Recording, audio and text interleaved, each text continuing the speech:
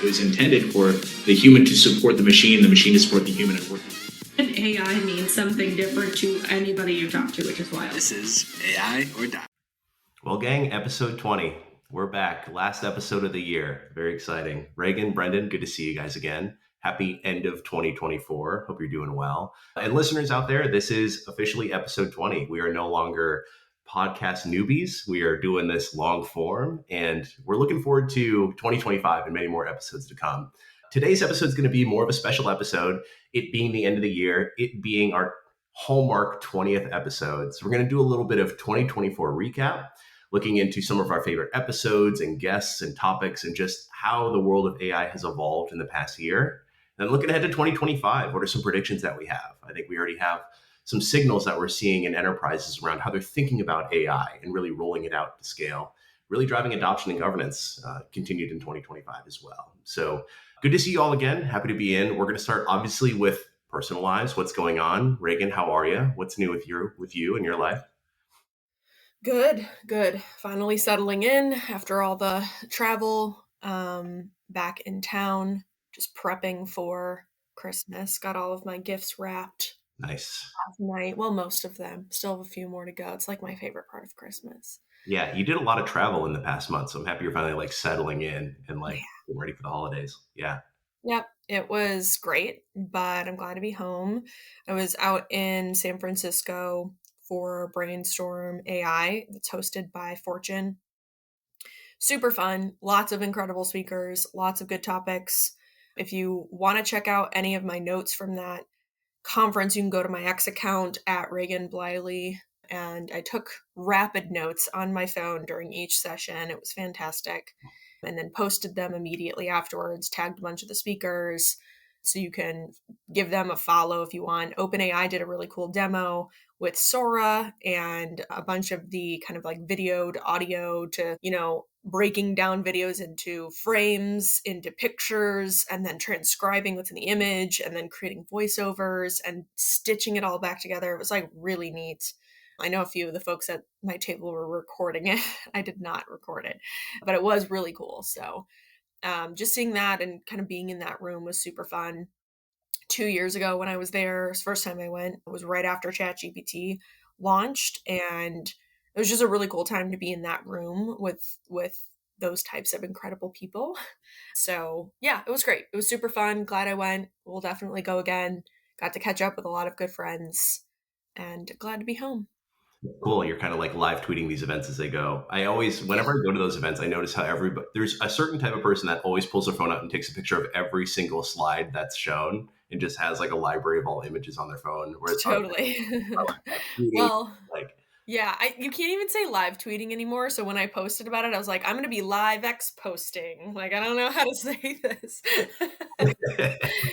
Yeah. Cross posting, X posting, but yeah, that's cool. And then on the setup for the holidays, are you a real Christmas tree, fake Christmas tree household? What's your guys' setup? This is our first year getting a real Christmas tree. I had some as a kid, but as an adult, I've always had a fake tree, and we have this massive fake tree. And I used to put it up every year, but then we bought this home, and the ceilings are not as high. So we were like, you know what, this is a good opportunity to go get a real tree. Yeah. So we went to this local nursery, got a smaller but real tree. It took me 2 seconds to decorate it. The other one would take me hours because it was so big. Yeah. And this one was 10 minutes. It was so fast. I was like, this is great. Now I'm kind of kicking myself. I'm sure there's a Santa agent out there, because when you were a kid, you wrote letters to Santa, or I don't know, some people had Santa call the kids or something like that. I wonder if there's a Santa agent that kids are chatting with this year, just telling them all the things that they want. Yeah, probably. Yeah. I mean, if if you've done voice lately on ChatGPT's app, it defaults to the Santa voice. Oh, I haven't seen that. Yeah. You should check it out. Nice. Hey, Brandon, how you doing, man? What's new in your life? It's good. I just like this time of year, not only for the holidays, but also the new year. I think it's just great.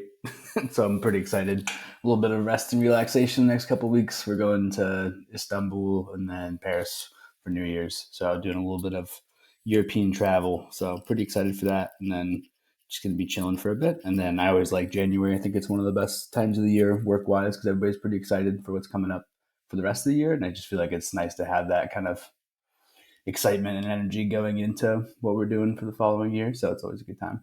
And I call me an optimist, but I feel like 2025 will be a really exciting year. I feel like a lot of people are getting a lot more budget now for AI and Gen AI. People are a lot more teed up for good projects and like setting the strategy with AI at its core. A lot of boards and companies are talking about AI governance and AI adoption as well too. So yeah, it should be an exciting year. Yeah.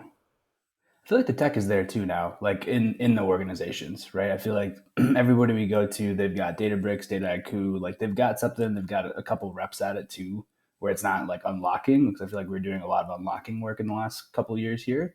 But Yeah. now I feel like everybody we go into, they're tweaking and optimizing the stack or adding to it rather than kind of establishing it. So I feel like there's a lot of good technical meat kind of underneath these projects that are going to be coming up here. So I think that's where it gets really exciting, especially the stuff we do, because then it becomes like, what do people need? How do we build it for them? How do we make sure it's aligned to their expectations and their kind of like goals? So I think that's when it's going to get really exciting next year.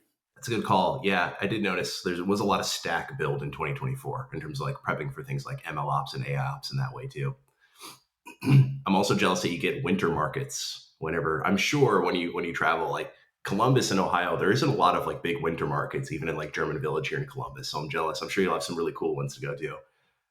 Yeah, it's interesting too because like some people I know here, they'll travel to like Germany and France. Like that's kind of like a destination trip that they do is just for the markets, like especially in Germany and Oh yeah. like the French German border, I guess, is like a really hot spot for it. So I hear a lot of people that are flying over there the next like couple weeks here just to like see them. So pretty excited to go to Paris and see what that looks like too. Yeah, even when I was in Seattle, there was a town called Leavenworth in the mountains that like modeled after a classic German mountain town, and they had like the winter kind of festivities all happening throughout the winter time as well too. Ice sculptures and lights and all that other stuff too. So it'll be nice. What about you, Nick? Let's see what is new. You know me, this time of year I always get into like wanting to set up some sort of home renovation in my house. So last year I was working on the basement. If you guys listen back to episode 11, I was all about like refinishing my basement. This year I just went and got some paint thinner and I'm starting to refinish my sunroom. So there's like cedar siding in the sunroom and getting all that paint off and turning it into an office. I'm going to create an office for myself in 2025. So I'm gonna insulate it. I'm going to insulate it. I'm going to do what I can because right now it's like, guys, it's like a three seasons room. Like it's there's breezes coming in. Like it's not temperature controlled in any way. So trying to set that up, going to do a little bit of that. And yeah, just reflecting on this year too, it's like this whole AI operating model, this whole people talking about the operational gains from AI solutions actually getting deployed. And I feel like I agree with Brendan. There's been a lot of like build and prep. It seems like for 2025, that's been building in 2024.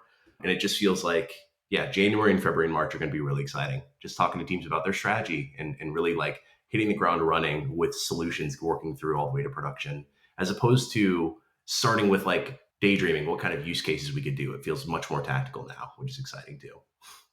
But yeah, that's it for me. I'm not going anywhere, just hanging out, visiting family, things like that. So yeah, that's me. So for this episode, I wanted to get into with you guys some of the favorite kind of moments and guests that we've had, or just things that have, jumped out to you. I know, Brendan, you started to get into trends that you've already noticed in 2024. Other 2024 reflections. I remember our first episode of the year with Cal, we talked about 2024 was going to be all about AI going into operations, and that kind of happened. And I think that'll continue in 2025. What are some other reflections that you guys had? Rehgan, I'll start with you, just around like highlights from 2024 that you noticed of like the progression of AI in the enterprise and like it becoming really critical to operations. Yeah. Yeah, I think what's so interesting is we all want to like blanket statement these advances across different companies, but sometimes I think most people forget that there's really a staggering effect of a lot of these enterprises within their journey for AI. For example, we've we've got some customers who are going to production and prepping for production and getting ready there, and then others who are still trying to figure out what their very first use case is going to be Hmm. and trying to even get enough budget to start doing experimentation and running really really light experiments. So it is still a huge range, and I feel like it comes down to this like cultural crux of whether or not there's executive buy-in sponsorship, for these enterprises to actually get enough money to do something and get enough attention and priority to do something. You just go into some of these companies that have so much opportunity and they're kind of just sitting on their hands.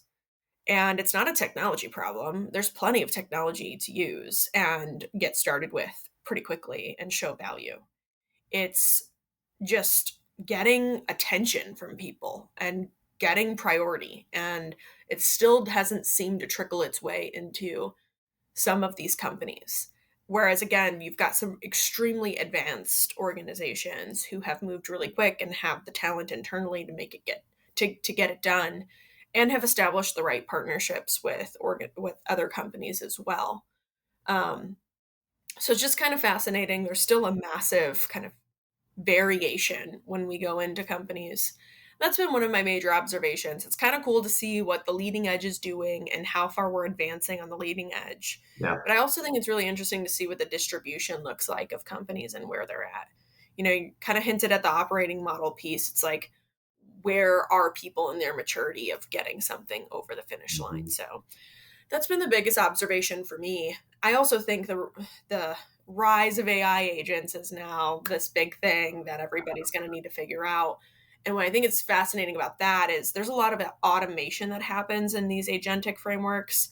And I think companies are still really concerned about what the non-agentic AI systems look like. Even just co-pilots are struggling with co-pilots and getting adoption and training people to use them. So that'll be a really fascinating thing to see for next year. Is just how fast can these organizations frame up the right ecosystem to start experimenting with agents and introducing those into their environment.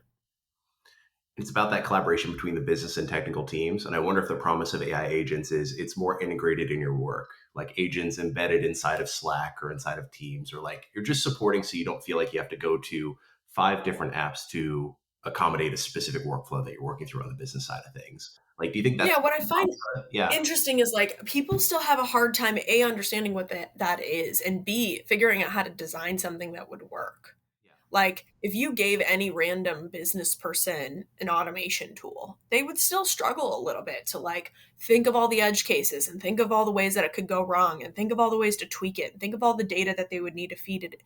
Like there's all of these elements that are just, they don't just happen. I think everyone wants to pretend like these systems just like work, and it's not true. There's some thought that goes into it. I mean, think about hiring someone. There's a lot of thought that goes into what kind of role do we need right now? What sort of tasks are they going to be responsible to do? What kind of information do we need to curate during their onboarding process? How do we measure whether or not they're doing well in their job? Like, there's a lot that goes into hiring a person. Now, imagine trying to do that with a digital system, right? It's like it's very hard. And that's not going to go away.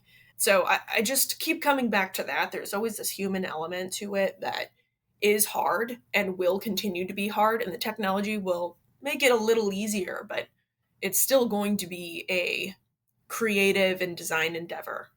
yeah. In reality, a lot of these teams are having to go to the whiteboard and literally visualize the process still. So like that process design and that layout of the steps that happen in the workflow are still so prominent as we're thinking about solutions like AI agents. And it seems like that plus the data quality foundation and like the ability to have data serve and support this is still foundational. This has been continuous year over year to really enable these stuff. Yeah. Brendan, what did you notice as like key reflections or things that really emerged this year as like key trends of what enterprises were focusing on?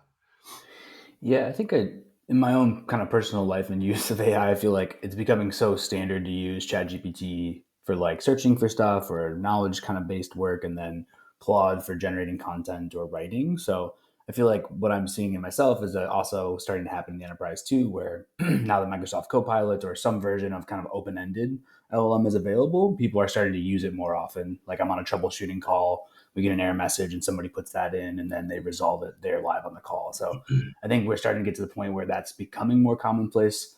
Again, organizations are at different parts of that journey for sure. But I think that's a very exciting piece, is just now that we're more familiar with it, and there's such a natural benefit to that when we look at building more customized apps, agents, things like that. for the user to understand generally how the LLMs will work and what they're good at. So I think that's going to really help a lot of the more product development kind of orientation with AI. And I think that's also why teams are starting to focus on the operating model, because now they're looking at like, how do we use our data, our unique way of working, and turn it into more of a scalable application, something that's embedded in their process, in their workflow, that creates more value. And you mentioned the data quality piece. Like, I think that's going to be a really hot thing. And there's like a lot of other operational challenges, right? Because there's the ML ops piece of how do we put this in prod? How does it run in prod? And then there's just like the operational framework that goes around this of like, I was on a call yesterday and it's like models going to prod, who's supporting it in production, right? Like what's the support plan? Like we built this thing, who's going to handle it? It's like, well, there's a platform team, some ML ops teams, but like, are they getting, which things do they respond to? What does the data scientist respond to? So we're getting into a lot of those kind of practical things where like the tooling is there, but now we need to like put the organizational structure around the tooling to make sure that people have what they need out of it. So I think that's going to continue. And then I do think I'm hoping towards the end of next year, teams are taking what they've done internally and then start thinking about like external facing AI solutions, right? Like we can see it more and more in like the tech natives, the Amazons, folks like that, where they're leveraging this really heavily. So I'm hoping towards the end of the year, we start kind of thinking about how do we externalize and make some of this functionality available outside of our organization. That's a big, scary leap, but I hope people start kind of moving towards that edge, because I think that's where a lot of really big value will come. And again, teams will get there at different times, but I think that's going to be a really exciting phase of AI. That reminds me, there was a team we were working with where it's pretty common. It's such a gray area still for the post-deployment monitoring feedback mechanisms that we set up, like how we're going to actually operationalize that part is still kind of a big question mark for a lot of teams that we talk with, where they're working through getting the use cases through testing and like setting up the end user design. But that whole monitoring motion and how to scale the monitoring of multiple solutions that are deployed is still kind of open for a lot of teams that we're working with that aren't necessarily really immature, but just haven't gotten there yet.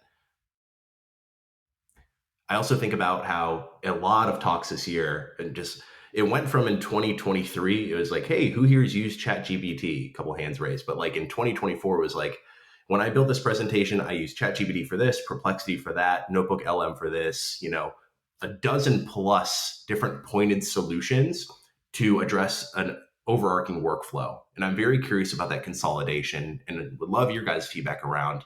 It seems like there's all these different pointed solutions that are out there.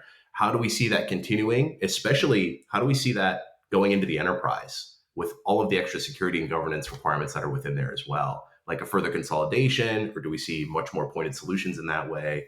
I don't know. What would you guys think? How do you guys think this will merge in the next year? Funny topic. When I was at ODSC West in San Francisco, Chip Wen, who's a friend of the pod and friend of the company, who's an incredible individual. You should look her up.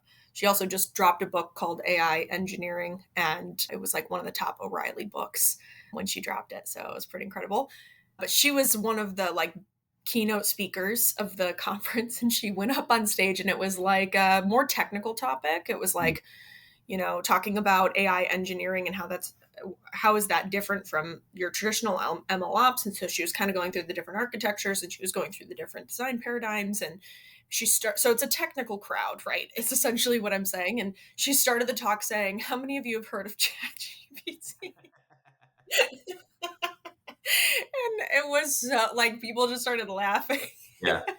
It was so good. So like, yeah. I know that's so silly, but I just think about that moment. Like, we're so beyond like, have you heard of it? Have you used it? I mean, that was all last year, but to think that was just a year ago. And now it's funny to say that out loud. I just thought that was absolutely hilarious. So I think to your point though, like there's so many different tools and people are trying to use so many different tools.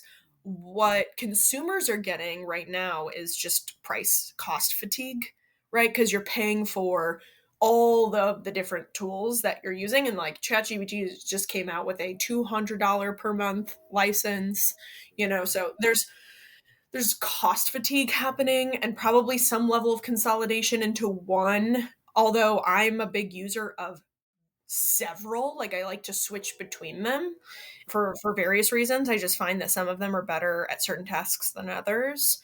But from the enterprise lens, we all know that enterprises love to coalesce around a platform, right? Like one platform. Yeah. What we saw this year was like, oh, Microsoft 365 Copilot, Microsoft 365 Copilot, literally everywhere. And I think it was people's way of introducing AI in a seamless way to non-technical business users to get them hands-on, get them using it.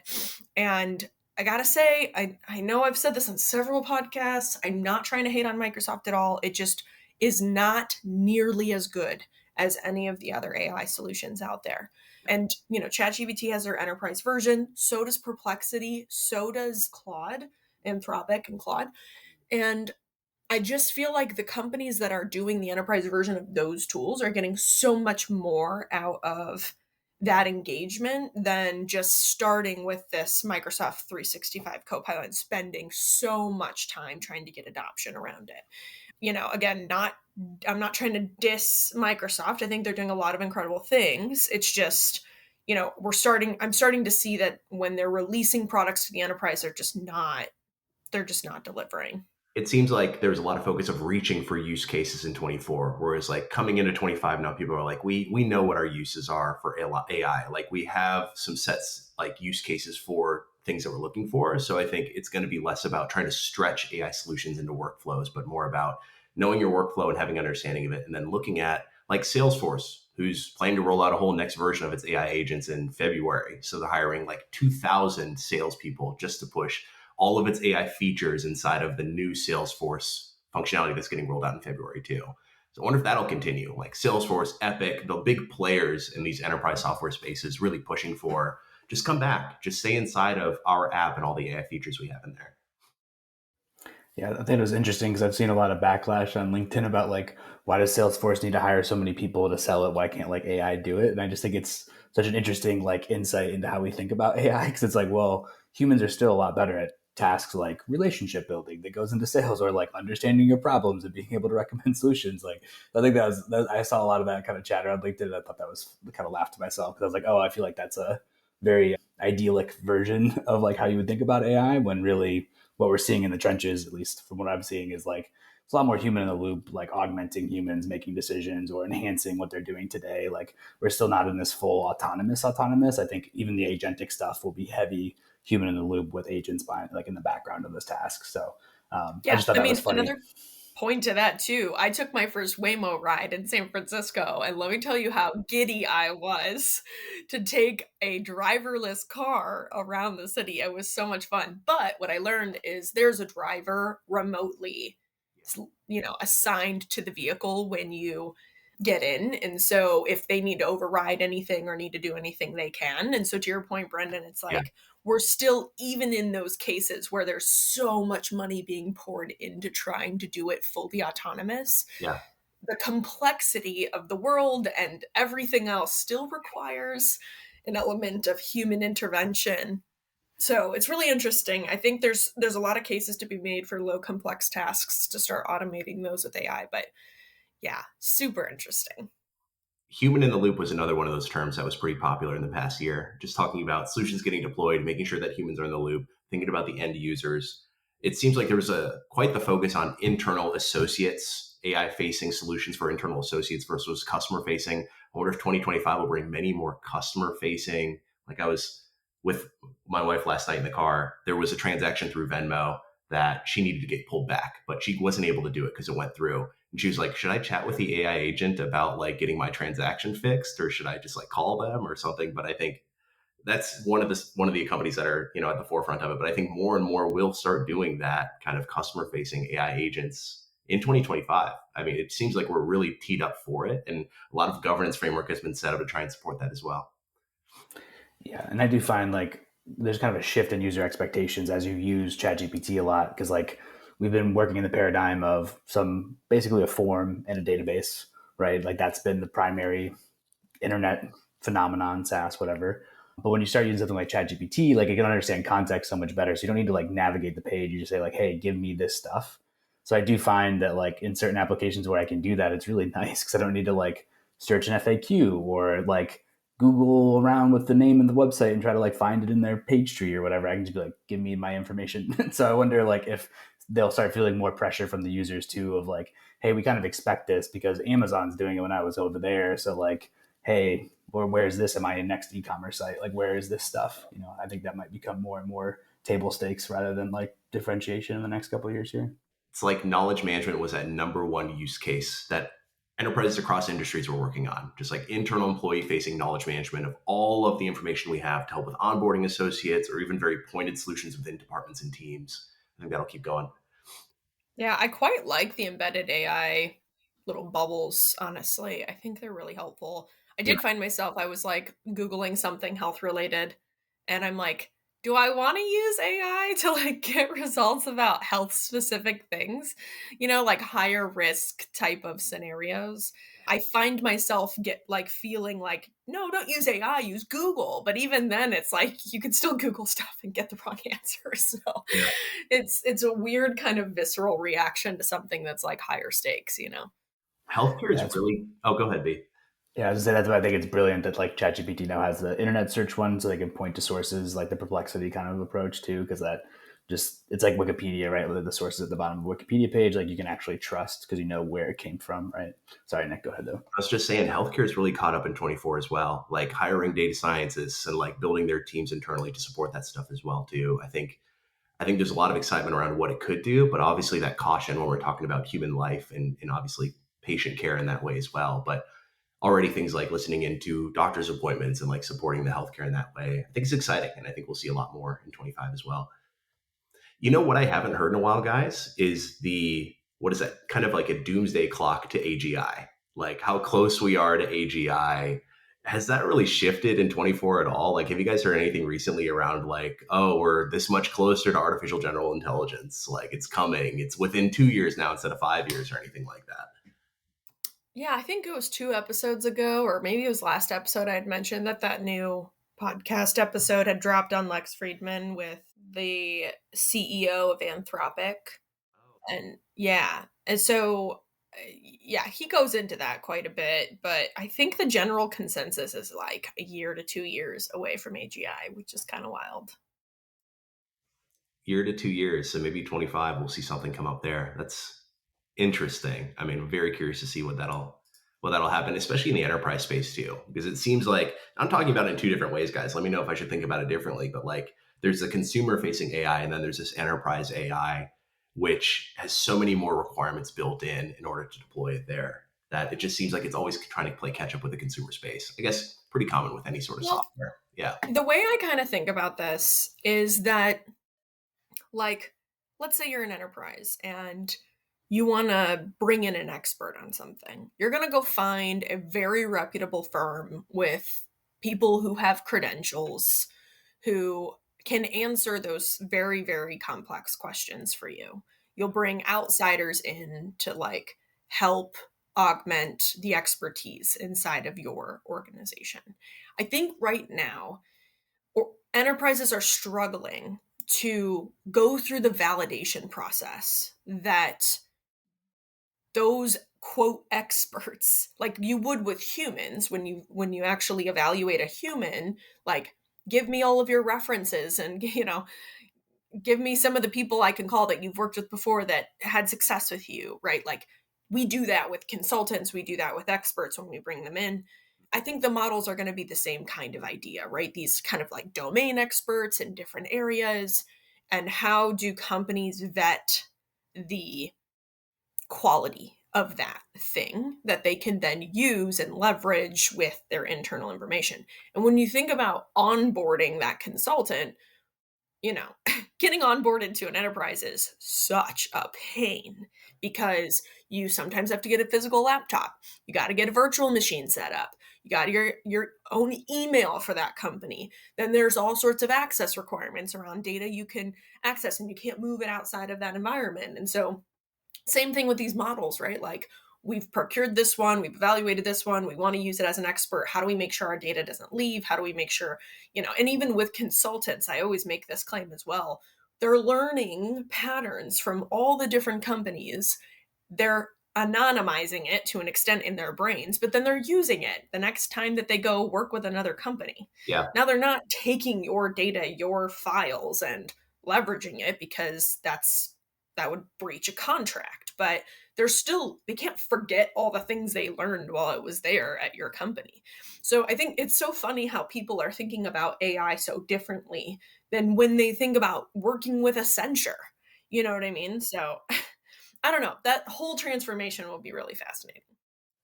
Yeah, I just think the AGI thing is interesting because it's like it feels kind of like an arbitrary threshold in a way. I know it's important, but like it feels like because it's so smart in other ways to say like, oh, is it as smart as like we're smart?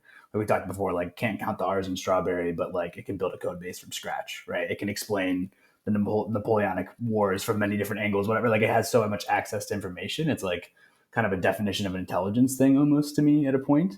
But yeah, I do think it'll become very interesting as like the intelligence level goes up in decision making, and then I think we have a very interesting like human versus AI in decision making, and like how do you measure quality of decision making, and like again it can do things incorrectly, but it might be able to do things better than us. So I think it'll become interesting to see like how that plays out in the next couple of years here. That context is fascinating. I hadn't thought about it that way around like, oh, we've had this model running at our company for 3 years now. Like it's been through our company evolution. Oh, but this model wasn't around before then. It's like that almost shared experience that the models have with us as humans and living with the company and continually learning with the company.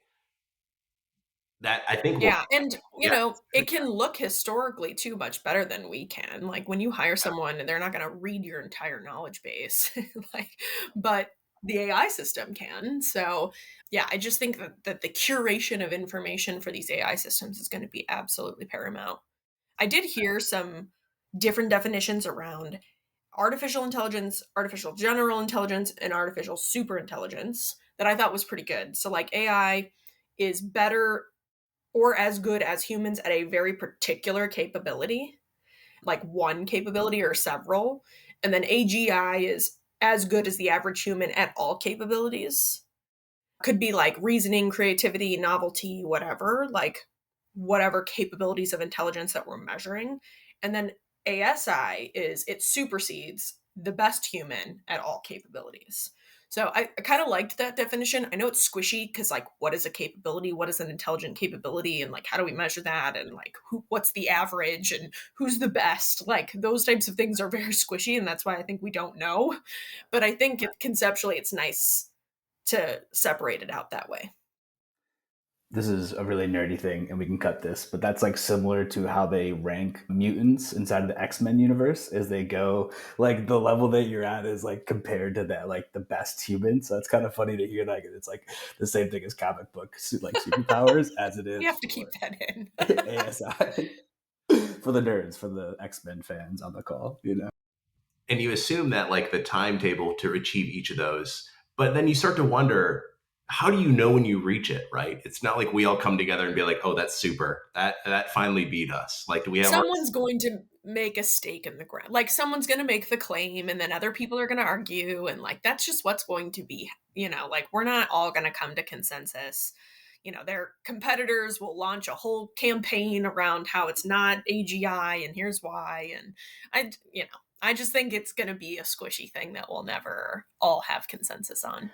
Yeah, it was like the Turing test. Like the Turing test had a yeah. similar, like there's like constant redefinition or trying to clarify definition of success and like who's actually beat it. And like, yeah, it's really hard to It's a define moving intelligence. target. I made a post about this years ago where I was like, why does a definition have a moving target? That doesn't make any sense. Like, you're just moving the goalpost every single time. You're like, well, it needs to do this too in order for it to be whatever. And that was the big complaint I always had, was just we just keep moving the goalpost, you know? When you bring up the Kano model of what we think of as super intelligence, I think will continue to evolve. Like that watermark around like what we call super or what we call, oh, now that's intelligence, I think will continue to rise naturally. I think just as humans, we have raising expectations over time. Yeah. We However, just constant shifting expectations, which is a good thing. You yeah. want that, right? But it is hard to measure. So as we look ahead into 25, because we've done a lot of reflection on 24, as we look ahead into 25, and I'm excited to talk to our guests about this in the new year as well. I love to get into, maybe not speculation, but just how trends we see continue into the new year. I think will really take enterprises to the next level with AI. One of those we talked about, I don't think data quality will go away. That foundational need And I think the expectation of what our data is able to do to support AI solutions in the future, I think will be super prevalent. I also think about just more that business and the technical collaboration that's so necessary to pick the right solutions that are valuable to the organization, actually get them deployed and iterate on them over time.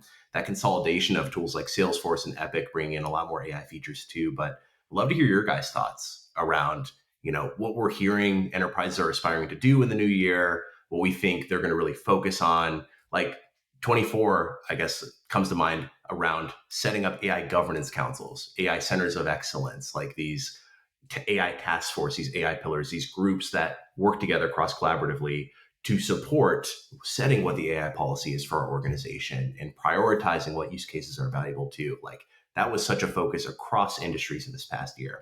What do you guys think, looking ahead into the new year, will be something that continues or will be net new that emerges in the enterprise space? Rehgan, I'll start with you. Yeah, sure. So I think a lot of enterprises are coming to the realization that they have risk management structures already set up at their companies today, and they don't need a net new one for AI. They just need to tweak it, augment it, enhance it. Like they do not need a net new function. Now, there's still AI governance councils and AI committees and all of that stuff, but a lot of it's kind of getting folded into the data efforts as well because those did stick around for a long time. One of the things I kind of like to do is look at the history of data and the structure of data and data governance and management inside of companies and data strategy.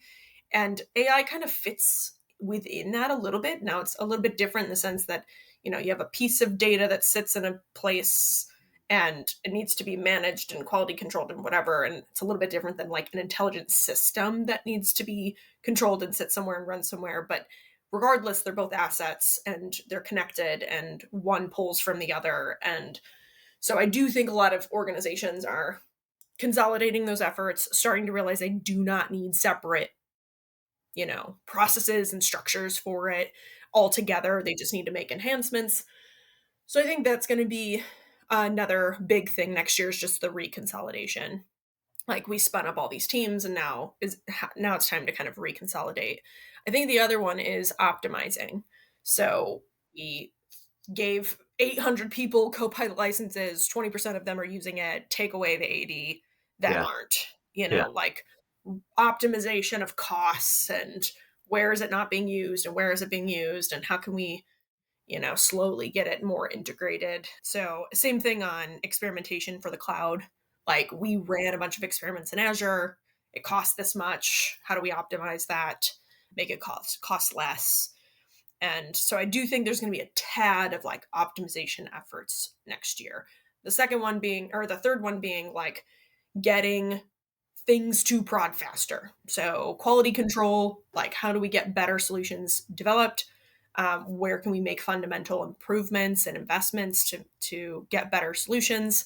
And how do we do this faster? It's just taking way too damn long for a lot of companies to get anything out the door. So Yeah. Teams are saying we've set the structure. Now, what is the path to fast track things through that structure? Or like, here's all the requirements we've laid out that we would need to go to production, but then let's scale that back for a POC. Like, let's start to strip away to only what's necessary now that we're more comfortable with the process too.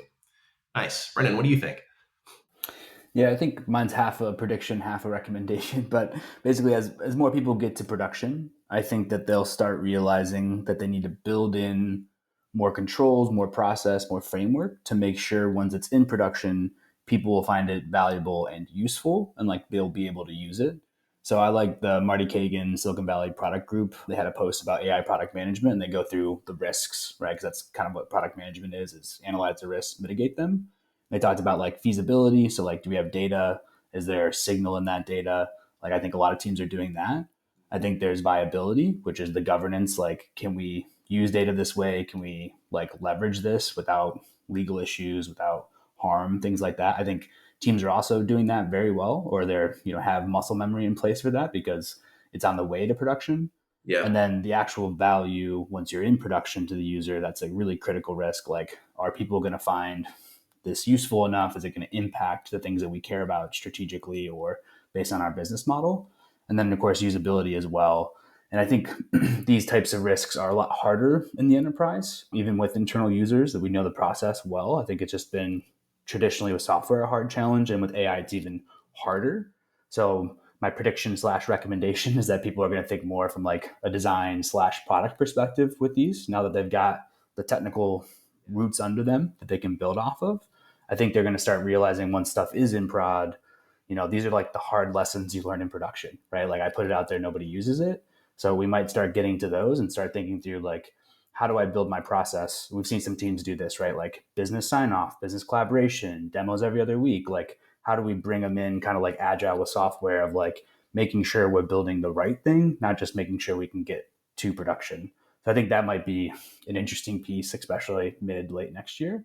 The other one I think too, kind of in that similar vein, is this shift from an R&D innovation focus of like, what's the cool thing we can try out? What's the right use case to unlock something new? I think that's really a great place to start for sure. But now we need to shift over to this operating model, the factory model, like take use case, build a good product, put it into production. Next one, like kind of moving into that mentality. And that includes a lot more of like a development philosophy, a lot more of a how do we build the right thing? How do we get it out the door faster? So I think we'll start seeing that shift. And I'm personally super excited because that's what I geek out on. So I'm very stoked for that next year. Well, especially with how do the underlying data sources change, right? Maybe we point to a specific data source, but then we want to introduce internet as context and then a net new data source. And as we prep data, like it's so evolutionary. And this is something we constantly beat that drum on is like AI is different from software very much in that way, and that it should be constantly retrained and evolving. Just because we got it into production, it's like high fives around the room, but then it's like, no, now what? Now we got to keep evolving it and retraining it and like nurturing it too. I think, Yeah. yeah. The evaluation frameworks are also still being shooken out. Like a lot of the AI labs, the frontier labs, I think have pretty robust ways of evaluating their systems and are making a lot of progress there. But for that to kind of trickle down into everyone else's ecosystem, I think it's going to take a little bit of time. I know there's a lot of great tools out there that are popping up to help with evaluation frameworks for these systems, but I do think that's going to be the most exciting like paradigm shift, is like once we can actually actually evaluate this, not only from a testing perspective, but while it's live, and come up with those opportunities to make improvements and figure out where it's underperforming. Yeah. Yeah, there's so many lenses that I think we're really excited about at Align AI around like once it is production, how many of them meet the standards for model deployment or redeployment? How many of them are aligning to our AI policy that we've set up? How many of them are providing actual value? Like what's the daily active and weekly active usage of the business going to the solution we've deployed? Like all the classic product management stuff. Yeah. I can't wait till there's like really good non-technical evaluation interpretability. Like putting the power back into the hands of the users and the people who know the domain the best. I think for a long time, even in the machine learning world, evaluation structures have been highly, highly technical, and they're really hard to explain to people who are trying to understand the implications of that on them and their job and their operation that they're managing. That translation piece of here's where it performs well and here's where it doesn't, and here's how it impacts you. I think there's a lot of really exciting work to be done there. And I think it's deeper than a thumbs up, thumbs down. I feel like that mode is doing a disservice to the end user, Totally. no binary, but like how do you get that more rich information? I think that'll be fascinating. User testing, come on, let's all do it. It'll be so much fun. Sit down, look over the shoulder, have people use it because they're so probabilistic. I feel like you really got to test pretty hard because it's not like there's 3 buttons to click which button, right? It's like you have the English language as an option to input into this thing, what can come back out of it. So I think there'll be some more testing. I think people will also start creating more lockdown interfaces. I think we'll move away from the chat bots and look for like, I used to say Totally. Mad Libs, like, drop down here, drop down here, drop down here, something much more integrated in the workflow so you can control it, so you can evaluate it, so you can test it, so you can trust it. Like, I think that might also become more and more prevalent here as we break down how people are using AI to more specific workflows. Yeah, that's another interesting trend that we should observe over the next couple of years, is the UX paradigm shifts with these systems. I think this is going to sound really bad, and I don't mean it to, but the open-ended tools are good and useful for people who have a level of creativity or, a level of vision around what they want, they get the most value out of them because they're open ended. So like it's up to you on how good you get at using it. Whereas I do feel like a lot of people who don't have that kind of conviction when they're using the tools, or they don't know how to get something good out of it, they really struggle and they're like, I don't know where to go from here. Like it's hard because the value is highly correlated with the user. I think it's getting better. Like last year, that was very true. I think it's getting a little bit better over time.